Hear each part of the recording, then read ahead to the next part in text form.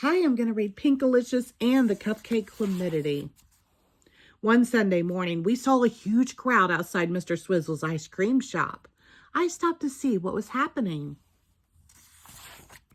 "Step right up, folks," Mr. Swizzle called. Behind him was a pink curtain. "Prepare your taste buds," said Mr. Swizzle. "Dessert is about to be served."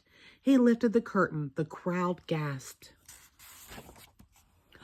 Right in front of me was the biggest, fanciest machine in the world. Lights were flashing, gears were turning. It hummed, buzzed, and beeped. "Behold," said Mr. Swizzle, "my cupcake Creomatic. Just add $1 and your cupcake will bake right on the spot." I couldn't wait to try it.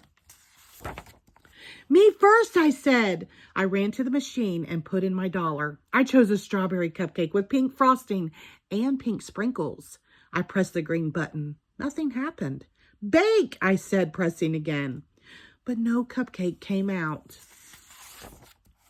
"Let me try," said Allison. One after the other. People put their money in, but nothing came out. "What's going on here?" The crowd started to grumble. People were getting upset. So was I. I wanted my cupcake. "I am so sorry," said Mr. Swizzle. "Let me get the owner's guide. I'll have this fixed in a jiffy." I couldn't wait that long. I wanted a pink cupcake. I thought. I looked hard at the machine. I walked around to the back. There was a little door big enough to squeeze through. So I did. The cupcake Creomatic was amazing inside. Mixing bowls roared as batter stirred. Sprinkles and frosting drizzled everywhere. I started poking around. The batter was blending nicely. It tasted good too. There were bilts full of cupcake wrappers, all ready to be filled. I swapped out the plain ones for ones with polka dots.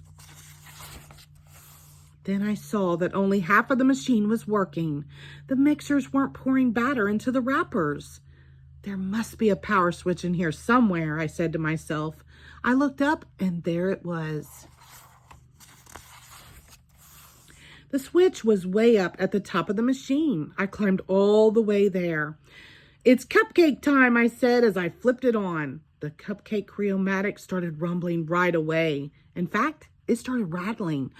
Then it started shaking. "Uh-oh," I said. The machine started filling up with batter.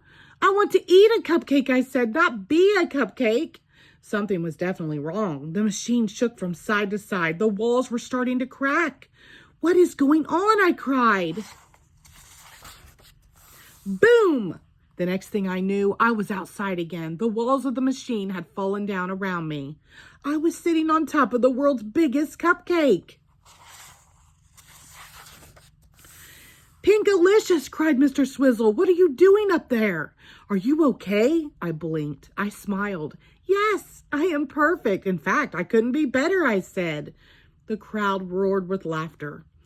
Mr. Swizzle looked relieved. "Dig in, everyone," he said. Everyone loved the giant treat. "Sorry about your machine," I told Mr. Swizzle. "That's okay, Pinkalicious," he said. "From now on, I'll stick to ice cream and leave the cupcakes to you." The end. Thank you.